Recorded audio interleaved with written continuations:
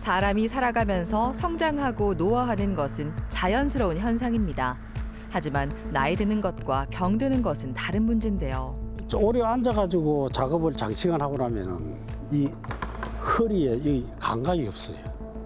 자연스러운 노화 현상으로 여기는 사이 병이 악화할 수 있습니다.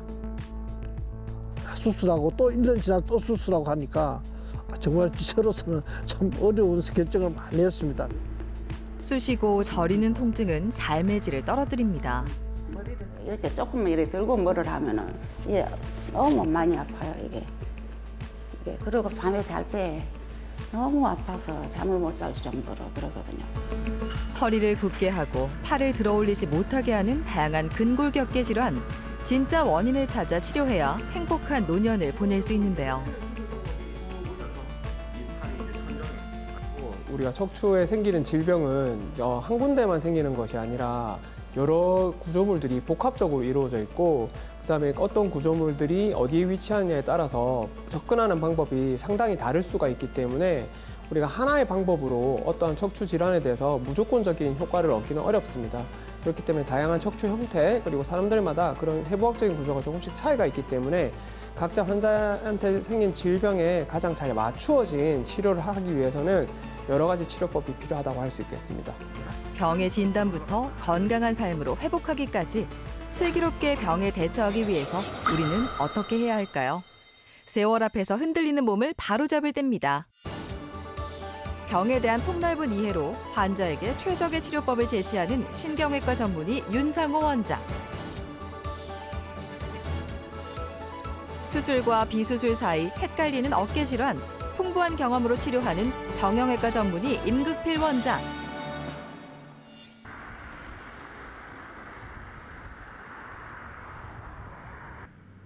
여러분은 하루 대부분을 어디서 보내나요?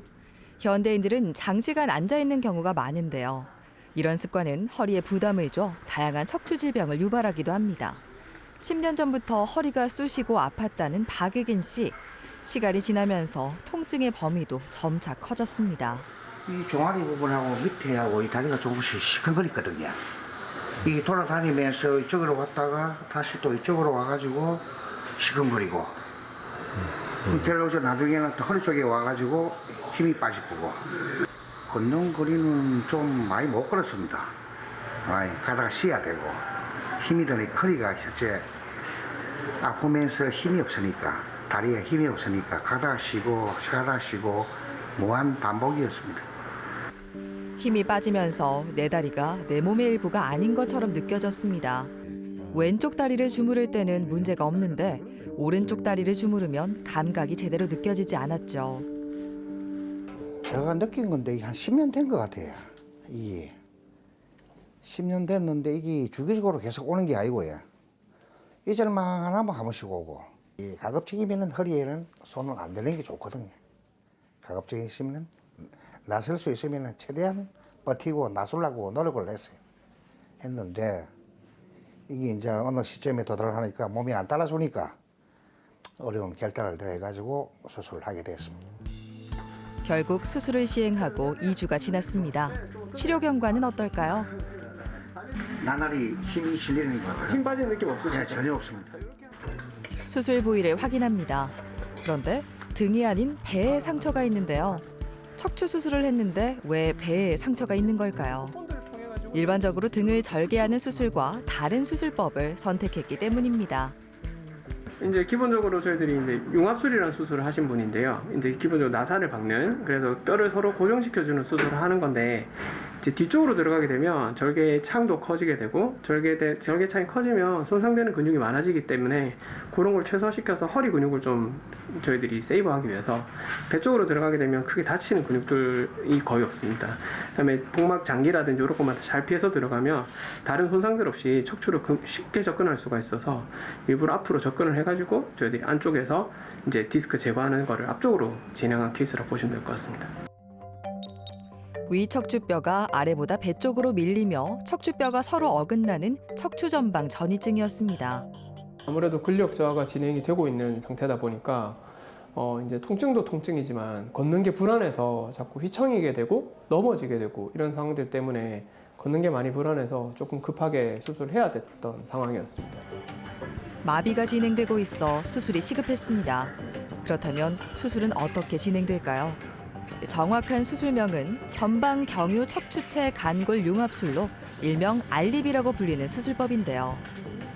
등 뒤에서 병변으로 접근하는 게 아니라 앞쪽 배꼽 주변을 절개해 장기를 한쪽으로 밀고 문제 부위에 접근하는 수술법입니다. 병변을 직접 보면서 손상된 디스크를 제거합니다. 그리고 골 융합용 기구를 삽입합니다. 위아래 척추뼈를 고정해 안정성을 높이는 역할을 합니다. 그렇다면 왜 등이 아닌 배 쪽으로 수술을 시행하는 걸까요? 우리 몸의 뒤쪽으로는 몸을 지탱해주는 척추뼈와 근육, 인대가 있습니다. 등으로 병변에 접근하기 위해서는 어쩔 수 없이 뼈와 근육 등 정상 조직을 일부 제거하고 신경을 젖혀야 하는데요. 앞으로 접근하면 정상 조직을 보존할 수 있습니다. 이제 척추 질환은 우리가 퇴행성 변화에 의해서 생기는 것인데 그렇다 손 치더라도 그런 변화들이 사실은 노화에 의한 것이기 때문에 무조건적으로 나쁘다고는 할 수는 없습니다. 그렇기 때문에 기존에 있었던 본인이 가지고 있었던 해부학적인 구조물들을 잘 보존을 시켜야 사실은 더 잘 사용할 수 있기 때문에 그걸 제거하는 방법을 쓰는 것은 좋은 치료법이 아닙니다. 근육이 붙어야 되는 뼈의 구조물을 제거하면은 결국은 근육이 붙을 수 있는 곳이 없게 되어서 결국은 근육이 힘을 못 쓰게 되고 그걸로 인해서 근육에 손상이 오게 됩니다. 이러한 부분들을 전방으로 들어갈 경우에는 사실 뒤쪽에 있는 구조물들을 건드릴 필요가 없기 때문에 충분히 더 세이브할 수 있다는 장점이 있어서 이제 나사못을 박아 고정할 차례입니다. 척추 전방 전이증은 척추뼈가 앞으로 밀리고 불안정해 인공 구조물만으로는 척추뼈가 흔들릴 위험이 있습니다. 척추뼈가 유압되는 동안 나사못을 박아 더욱 단단하게 고정하면 수술은 끝이 납니다. 좁아지고 밀린 척추뼈 사이의 간격을 넓히고 정렬을 바로잡았습니다. 척추를 고정해 마비의 원인이었던 신경 압박도 풀어줬죠. 앞으로 어떻게 관리해야 할까요? 허리뼈가 움직여야 되는 부분인데 그걸 저희들이 다 하나로 뭉쳐 놓은 상태다 보니까 일상적인 활동하시는 범위 안에서는 아무 문제가 없을 겁니다, 보통은. 그런데 문제는 이제 심하게 많이 굽히시거나 젖히시거나 또 과도하게 일을 많이 하시거나 하게 되면 기존에 움직여야 되는 부분들이 못 움직이기 때문에 그런 것들이 다른 부분, 수술 안 한 부분에 좀 무리를 가게 만들 수가 있어요. 그럼 다른 부분들이 조금 빨리 변성이 되는 경우들이 있기 때문에 그런 걸 저희들이 근접부 질환이라 합니다. 그래서 향후로는 조금 쓰실 때 본인이 조금 조심스럽게 쓰시는 거는 조금 더 도움이 되실 거예요. 알립 수술의 장점은 정상적인 척추 구조물의 손상을 최소화하는 건데요. 회복도 그만큼 빠릅니다. 조심스럽게 걸음을 내디뎌 보는데요. 구름 위를 걷는 것 같은 다리의 감각 이상 문제도 좋아졌습니다. 마비가 진행되면 신경 손상이 시작된 건데요. 다행히 치료 경과가 좋습니다. 힘이 빠진 상태에서 오시면 수술을 해도 그 상태가 유지된다 보거든요. 더 좋아지지는 보통 않습니다. 근데 아마 조금 환자분께서 약간 빨리 인지를 하고 더 나빠지기 전에 빨리 오셔서 다행히 결과가 좀 괜찮은 것 같습니다. 근데 보통은 저희들이 마비가 진행되면 풍이 오신 분들이 마비가 오면 풍이 지나가도 마비가 그대로 있듯이 대부분은 사실은 수술을 해도 그 이상 회복되는 것은 사실 거의 불가능합니다. 지금 같은 경우는 조금 운이 좋았던 케이스, 그다음에 저희들이 좀 빨리 진단을 할수록 더 진행하기 전에 더 나빠지기 전에 빨리 좀 치료를 해주면 더 빨리 돌아올 수 있는 여력을 가지게 됩니다. 엄지발가락의 감각 이상도 좋아졌습니다. 이제 꾸준한 재활 치료로 일상을 되찾을 때입니다. 이거 뭐 10여 년을 고생하고 있다가 말 그대로 뭐 새로운 방법으로 이걸 수술을 했는데 지금은 매우 만족하고 있는데 앞으로도 이게 아무 이상 없이 별탈 없이 그냥 무난하게 잘 넘어갔으면 하는 바람입니다.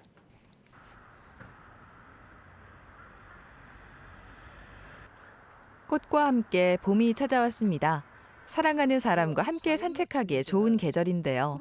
안상호 씨는 이런 소소한 일상의 소중함을 새삼 깨닫고 있습니다. 뭐 그러면 얼마나 좋아 여기.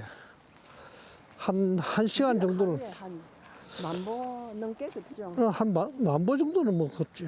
그러고 보통 평균 하는 게 한 7,000보, 8,000보. 이거 우리 열 받고 하면 7, 8천 보. 7, 8,000보 되지. 이거 열 바꾸면 하면은. 맞아. 그러니까 막 우리 이래 걷고 운동하고 그래 사는 게 뭐, 대지 병원에 댕기고 뭐 하는 돈보다는 우리 건강 우리가 챙기는 게 낫다. 그렇게 재밌게 사는 거야. 사실 얼마 전만 해도 양쪽 다리가 불편해 걷는데 문제가 있었습니다.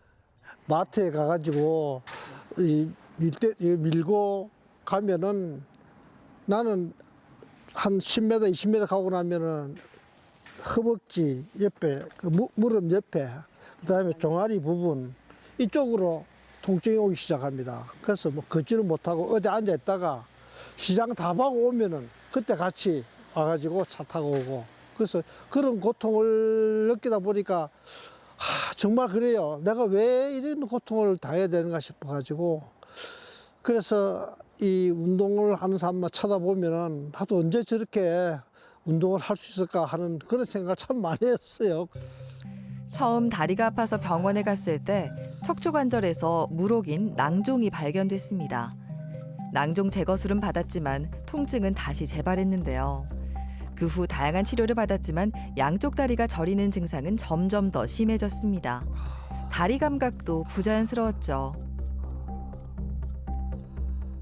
허리에 그 물혹을 수술하고 난 이후에 한 3개월, 3, 4개월 지났어요. 그때까지는 괜찮았습니다. 괜찮은데 한 4, 5개월 지나고 나니까 다시 종년처럼 왼쪽에 무릎과 허벅지에서 통증이 오기 시작했습니다. 이제까지 제가 70평생 살아오면서 수술이라고는 해보지도 않았는데 이 두 번, 그 1년 뭐 수술하고 또 1년 지나 또 수술하고 하니까 정말 저로서는 참 어려운 결정을 많이 했습니다. 그래서 집사람하고 둘이서 그래도 한번 막 어떻게 하든지 통증보다는 안 낫겠나 싶어서 수술하기로 결심한 겁니다.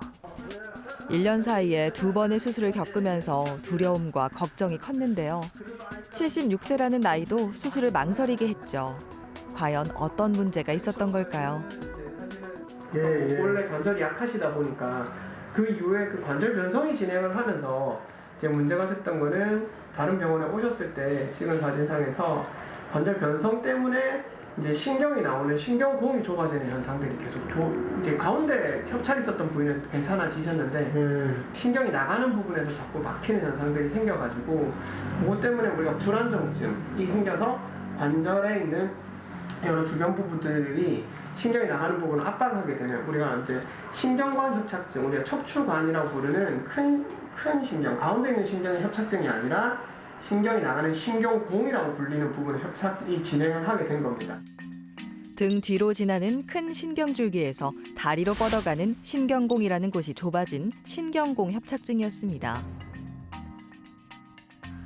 타 병원에서 관절낭을 제거하는 수술을 받아 이미 후방에 상처가 있는 상태였죠.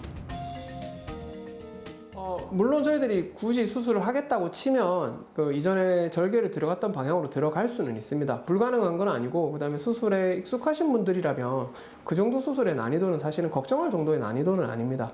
근데 기본적으로 한번 상처를 받았던 부위를 또 상처를 내게 되면 사실은 우리가 항상 발목을 한번 접지른 부분이 더 잘 접질리게 되고 잘 안 낫는 것처럼 수술했던 상처 부위를 다시 열게 되면 상처 부위의 회복 속도도 굉장히 더디고 그다음에 거기에 운드가 힐링되는 우리가 말하는 상처 조직이 회복되는 속도가 굉장히 느리기 때문에 사실은 회복하는 과정에서 환자분한테 위해성이라든지 환자분이 이제 회복하기 힘들어지는 경우가 많기 때문에 그렇다면 될 수 있으면은 조금 이제 근접하지 않았던 조직들로 들어갈 수 있으면 하는 게 조금 더 환자분한테는 유리할 수 있습니다.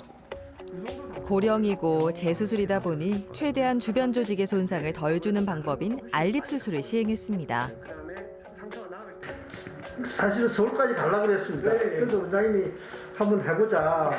그래서 아니 이래가 잘못되면 넌 골프도 못 치고 어떻게 하느냐. 이거 막 걱정하지 마시고 타이거우즈도 앞으로 해가지고 수술을 했습니다. 그래 말씀하시길래 원장님 믿고 제가 수술하게 됐어요. 또 우리가 기립근이라고 부르는 근육들을 많이 보존하게 되면 아무래도 공을 친다든지 우리 운동을 할 때 훨씬 더 도움을 많이 받고 수술에 생길 수 있는 여러 가지 근육 위축으로 인해서 나타나는 합병증들을 줄일 수 있는 장점이 있어서 사실 그래서 앞으로 먼저 말씀드렸던 이유가 그겁니다. 근데 이제 대부분 환자분들이 익숙하지 않으시니까 많이 망설이시죠. 그때 딴 병원에 수술한 거하고 이번에 수술한 거하고는 제가 생각할 때는 이렇게 회복이 빠를 수가 있나. 지난번에 수술했을 때는 회복하는 시간, 고통을 받는 시간이 한 3, 4일 걸렸는데 이 수술하고 나서 그 다음날 복도를 갖다가 걸을 수 있을 정도로 회복이 빨랐습니다. 2번의 척추 수술을 겪으면서 이제 운동도 제대로 즐기지 못할 줄 알았는데요. 다행히 큰 문제 없이 취미 생활을 할 수 있을 정도로 회복했습니다.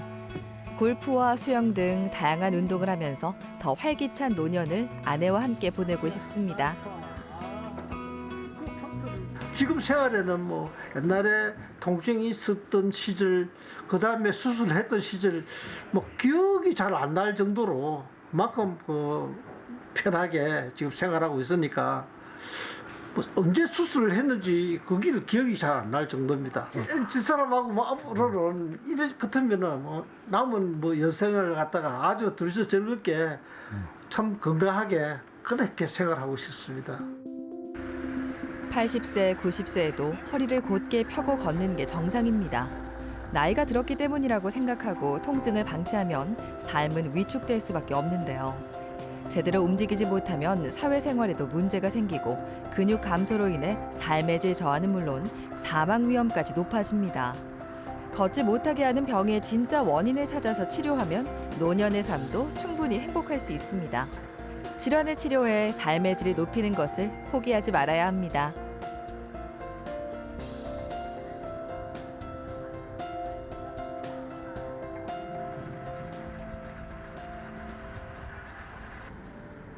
양손잡이인 윤경아 씨는 왼쪽 팔의 문제로 병원을 찾았습니다. 팔이 저리고 손에 힘이 잘 들어가지 않아 혈액순환의 문제로 생각했는데요. 원인은 목에 있었습니다. 지금 이쪽 팔이 지금 감각이 없고요. 그리고 이제 손이 저리고 이제 물건을 자주 떨어뜨려요. 그래서 처음에 이게 목 디스크라고 생각을 전혀 못했어요. 팔을 주물러 봐도 감각이 잘 느껴지지 않았습니다. 그나마 이제 손 요 끝은 이제 감각이 좀 있어요. 글씨를 쓰고 젓가락질을 하는 등 세밀한 작업에 어려움을 겪었습니다. 정확히 어떤 문제가 있는 걸까요? 보시는 것처럼 지금 보도록 할게요. 자, 꽉 쥐어주세요. 보시면 여기는 힘이 많이 들어가는데 여기는 잘 안 쥐어진다. 네. 그죠? 버틸 수 있는 거 버텨보세요. 조금만 더 버텨볼까요? 예, 이렇게 좀 떨린다, 그죠? 여기는 이렇게 버텨주시고, 그죠? 팔 감각 이상의 원인은 목 디스크였습니다. 쭉 오시다 보면 여기가 되게 좁아졌죠. 네. 그 다음에 뼈가 좀 어긋나 있으세요, 이렇게 뒤쪽으로. 그러니까 이렇게 찡기는 듯한 이런 형태가 나타나게 됩니다. 좌측으로 디스크가 터져서 신경을 보면 여기가 이제 오목하게 들어가 버리죠, 그죠? 예, 여기가 눌리는 현상이 생기고 있고, 오른쪽은 신경을 나가는 길이 거의 좀 막혀 있어요, 현재로서. 그래서 지금 터진 부분이 좌측으로 심하게, 그래서 지금 주변에 하얀색 물신호가 거의 안 보이는 상태가 되어버려서 신경이 실제로 다쳐서 이런 하얀색 부분이 보이게 되는 겁니다. 그래서 근력이 떨어지는 상태가 되시는 거고요. 뼈와 뼈 사이에 있는 디스크가 파열되고 목에서 팔로 신경이 지나가는 공간이 좁아진 상태입니다. 2가지 문제가 복합적으로 있어 팔로 가는 신경을 압박해 마비 증세까지 나타난 겁니다. 현재 그 다음에 이 디스크 탈출에 의해서 눌린 신경이 이제 우리가 마비가 왔다라는 건 이미 마비가 진행될 정도로 신경이 죽어 있는 거라서 이걸 그대로 놔두면 마비가 더 진행될 가능성이 높은 거예요. 뭐 꺼내주지 않으면 마비가 더 진행되면 실제로는 손을 아예 못 쓰는 상황까지 갈 수 있기 때문에 마비가 있을 정도로 심한 상태였는데 왜 이제야 병원을 찾은 걸까요? 사실 윤경아 씨는 10년 전 교통사고를 당했습니다. 큰 수술을 겪으면서 전반적으로 통증이 있었는데요. 그러다 보니 활동량이 줄면서 휴대폰 사용이 늘었습니다. 오랜 시간 고개를 숙인 자세가 알게 모르게 목 건강에 악영향을 준 겁니다. 처음에는 이게 혈액순환이 안 된다고 생각을 하지 디스크가라는 생각을 못해요. 왜냐하면 여자들은 손이 차잖아요. 그러다 보니까 손이 이제 차다 보니까 이제 약간 저린 감이 있거든요. 근데 그거에서 혈액순환이 잘 안 되니까 이런구나 생각, 처음에는 그렇게 생각을 했죠. 지금 와서 이제 깨달은 거죠. 이렇게 큰 수술을 앞두고 있으면서 이제 제가 내가 그동안의 자세가 안 좋았구나. 선생님이 자세 똑바로 하라 할 때 진짜 말 들을 걸. 그걸 후회를 하고 있어요. 이제 지금 마비가 오고 근력이 떨어지니까 이제 후회를 하는 거죠. 목 디스크는 일상생활 시 잘못된 자세로 발생하기 쉬운데요. 장시간 앉아서 머리와 목을 앞으로 내밀거나 고개를 숙여 휴대폰을 하는 자세는 목 건강을 해치는 주요 원인입니다. 건강보험 심사평가원에 따르면 매년 목 디스크 환자 수가 늘고 있습니다. 연령별로 나눠도 환자 수가 늘고 있는데 특히 70대 이상의 증가율이 높습니다. 고령에 많이 발생한다고 생각하지만 모든 연령대 누구에게나 나타날 수 있는 질병입니다. 요새는 핸드폰이라든지 컴퓨터라든지 이런 우리가 앉아서 해야 되는 업무들이 많아지고 공부를 한다든지 오래 앉아 있는 시간이 길어지기 때문에 그러한 것들이 자세에 불균형을 만들어서 아무래도 경추 질환이나 요추 질환들이 훨씬 더 많이 증가하고 있는 것 같습니다. 기본적으로 아무리 좋은 자세라고 해도 30분 이상 넘어가게 되면 자세들이 흐트러지게 되어 있습니다. 그래서 제가 말씀드리는 요점은 항상 다른 자세를 만들어서 우리가 근육을 잘 쓸 수 있는 환경을 만들어주는 게 중요하기 때문에 자세의 변경이 자주 일어나야 되고, 그런 점에서 운동이 중요한 부분은 운동을 해서 근력을 강화시키거나 특수한 부분을 더 탄탄하게 만들기 위해서 운동을 하는 게 아니라, 운동을 하게 되면 몸을 잘 쓸 수 있고 여러 부위를 지속적으로 반복적으로 움직이는 형태를 나타내기 때문에 아까 말씀드렸던 것처럼 같은 자세를 안 취하게 됩니다. 그렇기 때문에 우리가 근육을 잘 쓸 수 있는 형태를 만들어내는 것이 더 중요하기 때문에 항상 움직이는 것을 염두에 두고 계셔야 되고, 신경 손상으로 마비가 진행되고 있어 수술을 결정했습니다. 전방 경유 추간판 치환술을 시행하는데요. 먼저 목 앞쪽으로 절개하고 들어가 문제가 있는 디스크를 제거할 겁니다. 미세 현미경을 이용해 문제가 있는 디스크를 확인하는데요. 경추 5번과 6번 사이의 디스크를 성공적으로 제거했습니다. 뼈와 뼈 사이에서 쿠션 역할을 해주던 디스크를 대신할 인공 디스크를 삽입합니다. 목은 무게 부하를 덜 받는 곳이기 때문에 인공 디스크를 삽입할 수 있는데요. 자연스러운 움직임을 줄 수 있고 인전마디의 변성을 막을 수 있습니다. 신경을 눌러 마비를 일으키던 디스크를 제거하고 인공 디스크가 잘 삽입됐습니다. 척추는 여러 개가 있기 때문에 한 개 정도는 안 움직여도 사실 일상적인 활동을 하시는 데는 운동선수가 아니라면 큰 문제가 생기지는 않습니다. 그래서 예전에는 고정술이라고 해서 인공뼈를 넣어서 서로 뼈들을 연결시켜버리는 이런 수술들을 많이 시행을 했었는데, 그 수술을 하고 나면 보통 저희들이 짧게는 7, 8년, 길면은 12년에서 15년 정도가 지나면 저희들이 근접부 질환이라고 해서 수술한 부위 주변에 있는 관절들이 망가지는 형태가 나타나기 시작합니다. 경추에서 쓸 수 있는 게 인공 디스크 치환술이라는 수술이 디스크랑 동일하게 움직이지는 않지만 디스크의 움직임에 대해서 한 60에서 70% 정도 대응할 수 있도록 만들어준 인공 보형물, 우리가 흔히 말하는 이제 무릎 인공 관절처럼 쓸 수 있는 인공 보형물이 있기 때문에 그 관절을 쓰게 되면 아무래도 그냥 고정술을 해주는 것보다는 기본적으로 조금 더 근접부 질환의 진행을 좀 막을 수 있다는 장점이 있습니다. 수술 후 약 2주가 지났습니다. 이제 퇴원을 앞두고 있는데요. 집으로 돌아갈 생각에 손이 바빠집니다. 저리고 아프던 팔의 감각도 많이 돌아왔습니다.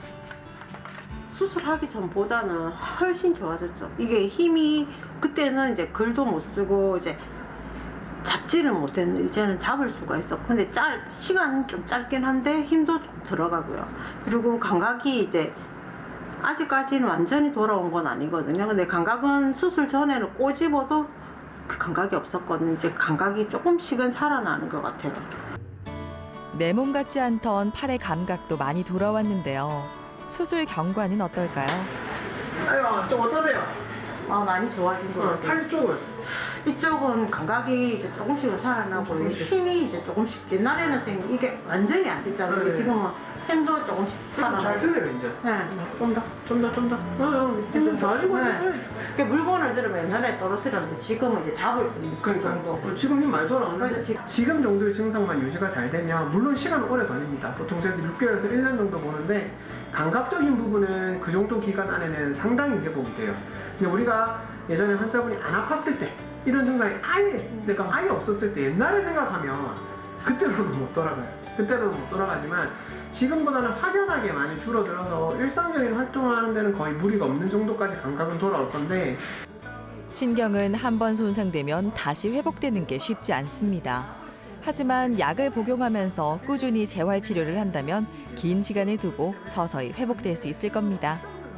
처음에는 굉장히 무서웠거든요. 아, 내가 이걸 못한다는 생각이 좀 무서웠는데 이제는 이제 수술을 하고 전에는 무서웠고요. 수술 후에는 이제 조금씩 이 감각들이 이제 쓸 수 있으니까 참 다행이고 행운이었죠. 만약에 조금 더 늦었으면 이제 완전히 이제 신경이 죽었으면 그때는 평생 이게 안 돌아올 수 있다. 그 생각하니까 지금도 무섭고 아찔하죠. 지금 수술하게 돼서 그나마 진짜 저는 진짜 너무 행복한 거예요. 이 손을 쓸 수 있다는 것 자체만으로. 팔의 통증과 저리는 증상은 많이 좋아졌습니다. 오른손과 비교하면 아직 약하지만 왼손의 악력도 조금씩 돌아오고 있는데요. 잘 회복해 다시 손을 자유롭게 사용할 수 있길 바랍니다. 치료를 함에 있어서 수술이라는 치료법은 상당히 좋지 않은 치료법입니다. 우리가 수술을 선택한다는 것은 그만큼 질병이 많이 진행되어 있기 때문에 수술을 어쩔 수 없이 선택하는 것이기 때문에 기본적으로는 저희들이 치료를 함에 있어서 비수술적인 방법을 우선적으로 선택하는 것을 최우선으로 삼습니다. 하지만 어떤 환자분들에 있어서는 병이 너무 진행되어 오시게 되면 어쩔 수 없이 수술적인 치료가 급하게 시행되어야 하는 경우들이 있는데 검사를 통해 가지고 확실하게 잘 판명을 해서 환자한테 맞는 치료법을 적절하게 잘 찾아내는 게 중요하다고 판단이 되고 그런 걸 잘하기 위해서는 우선은 영상학적 검사보다는 의사와 환자 간의 면담을 통해서 환자의 증상에 대해서 면밀히 관찰하는 것이 매우 중요하다고 할 수 있겠습니다.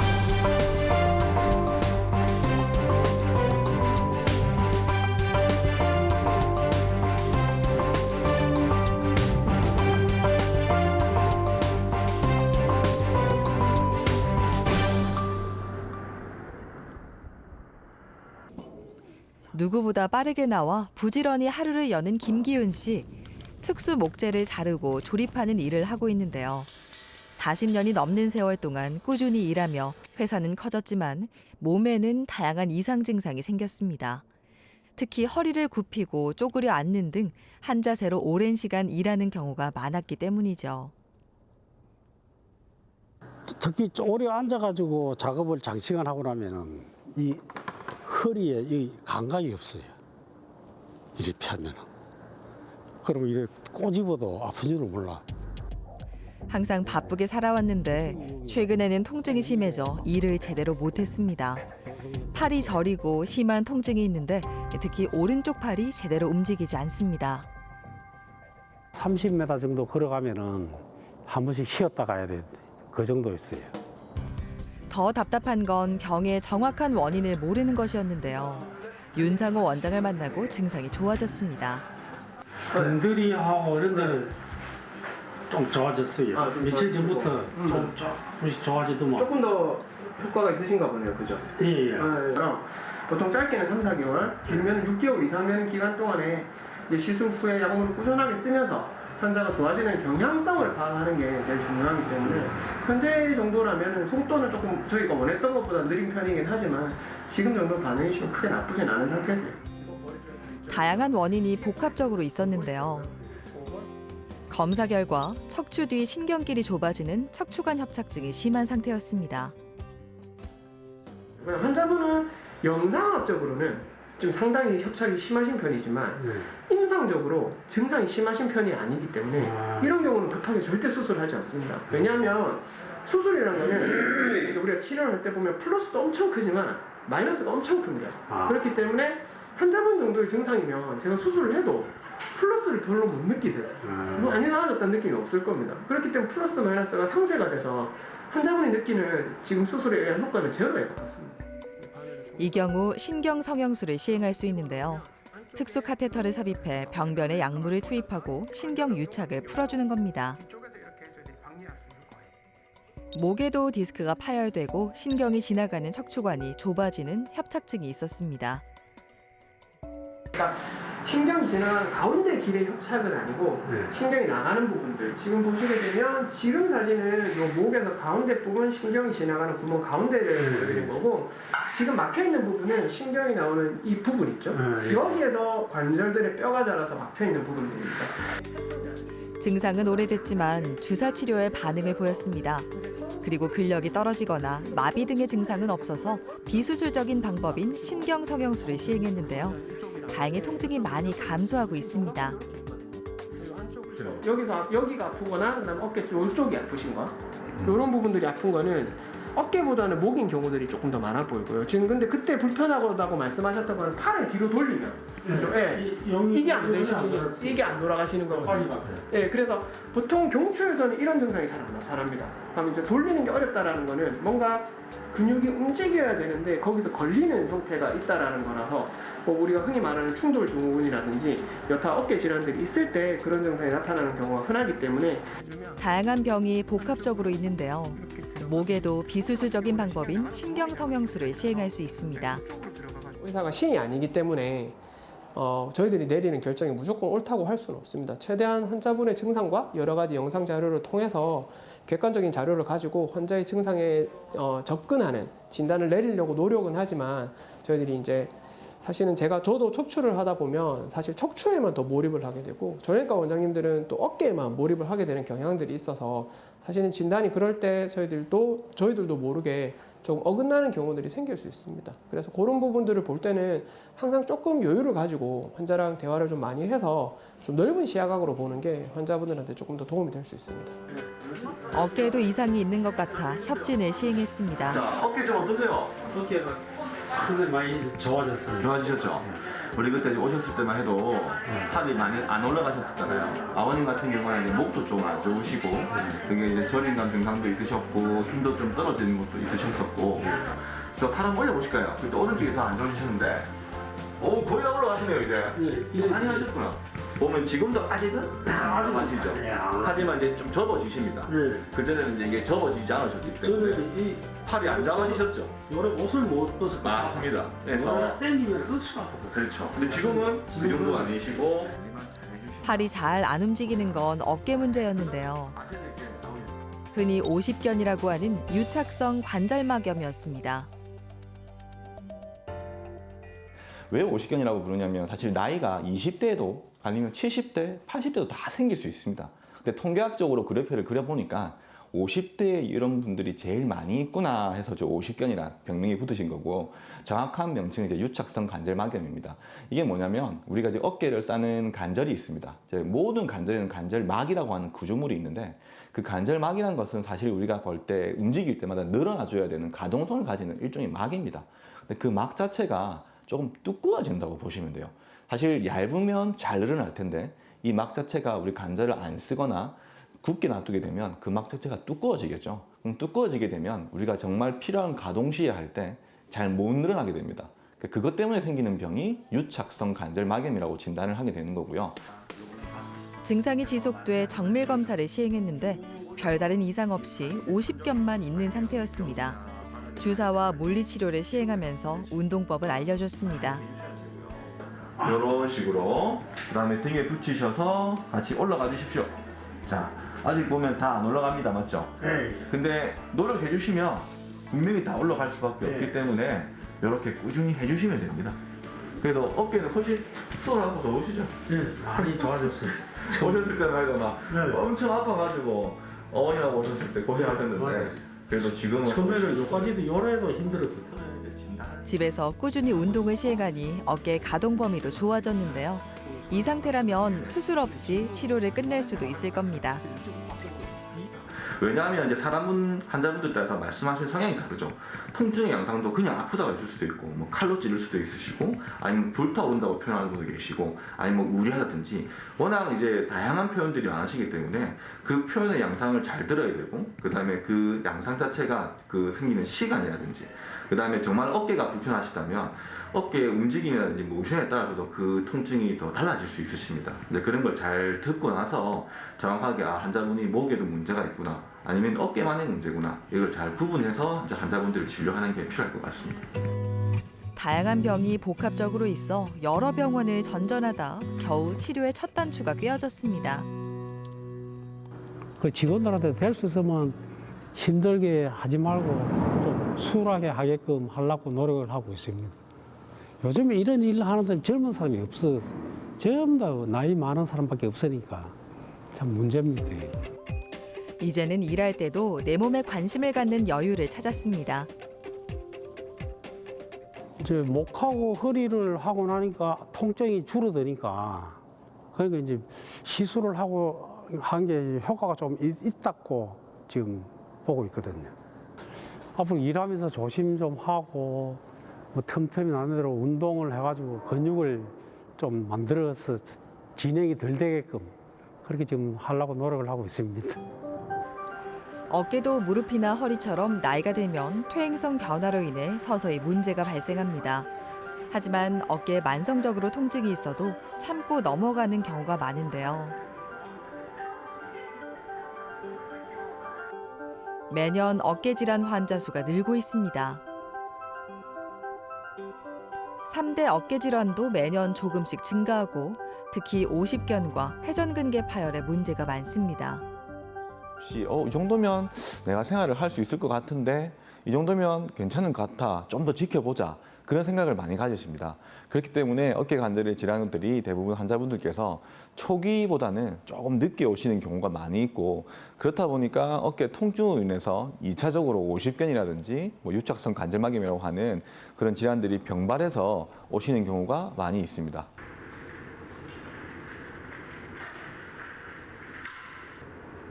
수년 동안 오른쪽 어깨가 아팠다는 최송아 씨. 통증이 생겼다 사라지길 반복했지만 참고 버텼는데요. 최근 증상이 심해졌습니다. 잘 안 올라가고 여기까지만 올라가고 뒤로 잘 안 되고 여기 뒤로. 팔의 가동 범위에 제한이 생겼습니다. 왼쪽과 다르게 오른쪽 팔은 90도 이상 들 수 없는 상태입니다.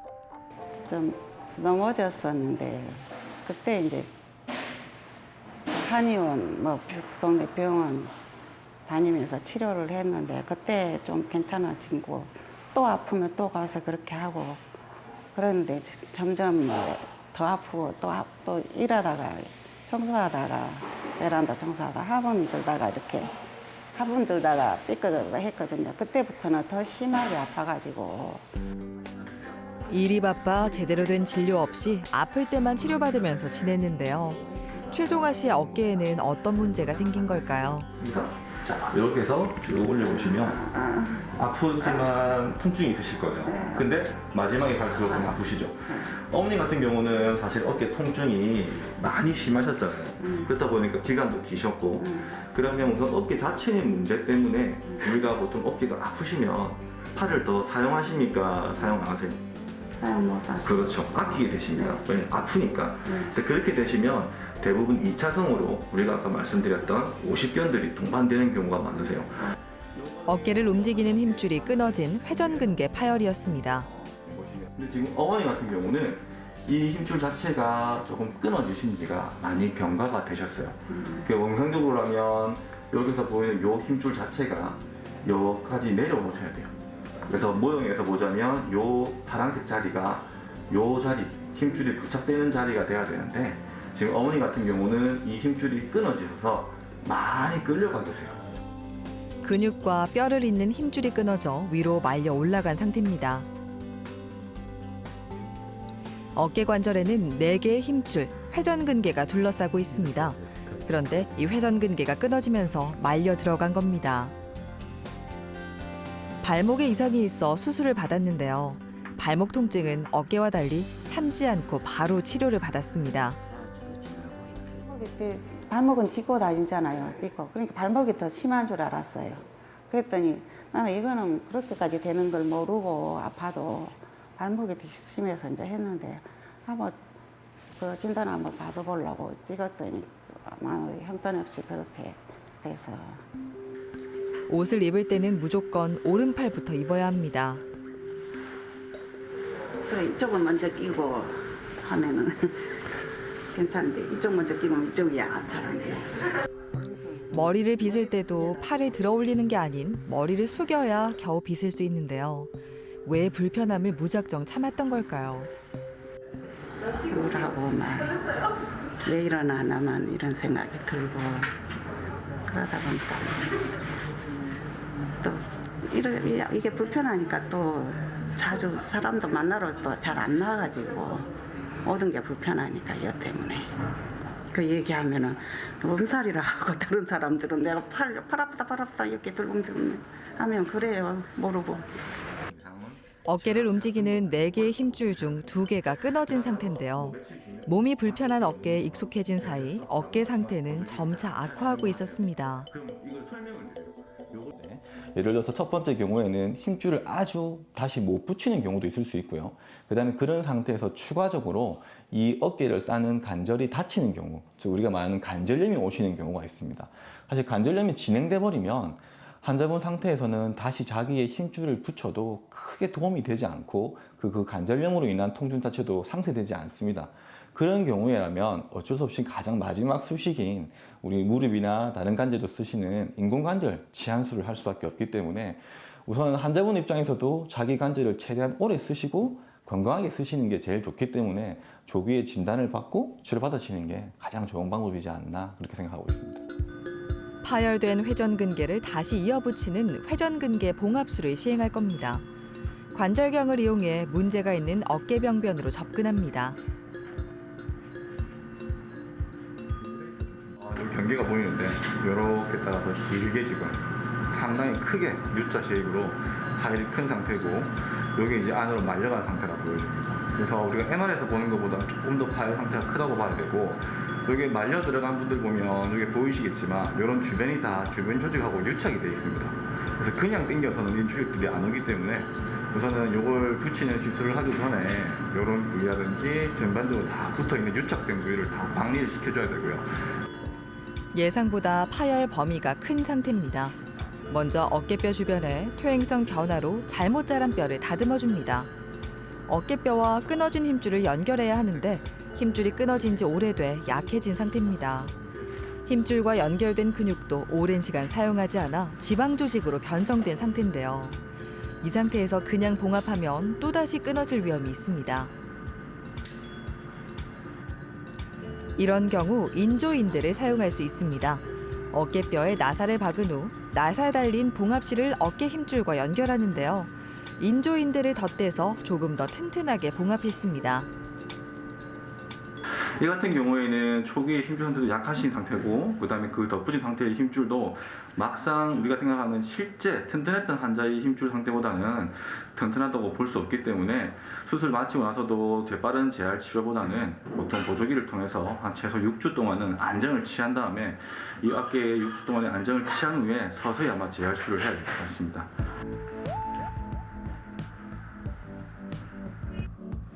인테리어 일을 하면서 평소에 어깨를 많이 사용했다는 김정자 씨.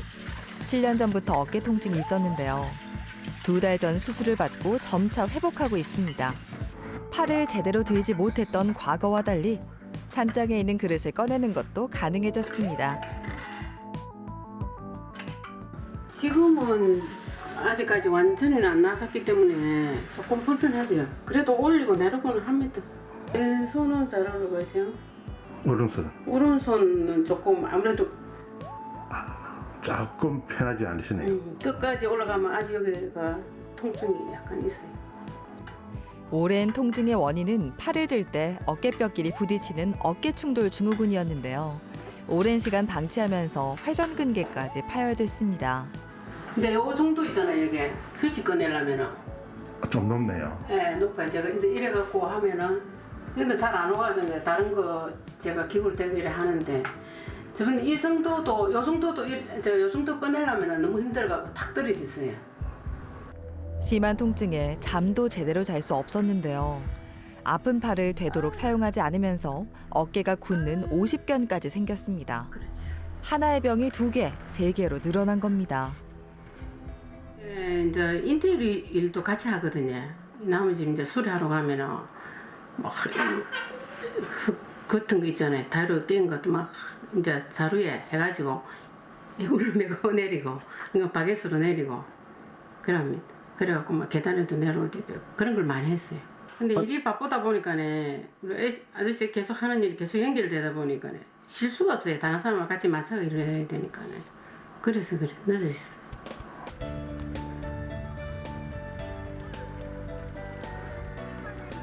파열된 회전근개를 다시 봉합하는 수술을 시행했는데요. 다행히 파열 범위가 크지 않아 재활 치료를 시작했습니다. 예. 보시면 한번 봐보세요. 아직은 맞아요. 그렇죠. 이거 올라가면 통증이 마지막에 있으시죠? 그 다음에 천천히 다시 내려보시고 내릴 때 괜찮으시죠? 예. 자, 다시 뒷짐만 해보시죠. 자, 뒷짐도 보시면 우리 속옷까지 다 눌러오십니다. 네, 그렇지. 예, 맞습니다. 보조기를 6주 동안 착용하고 계시면 우리 어깨가 자연스럽게 조금씩 굳어집니다. 예. 그래서 제가 보조기 풀고 나서도 재활 치료도 받으시고 제가 스스로 할 수 있는 운동을 알려드렸었잖아요.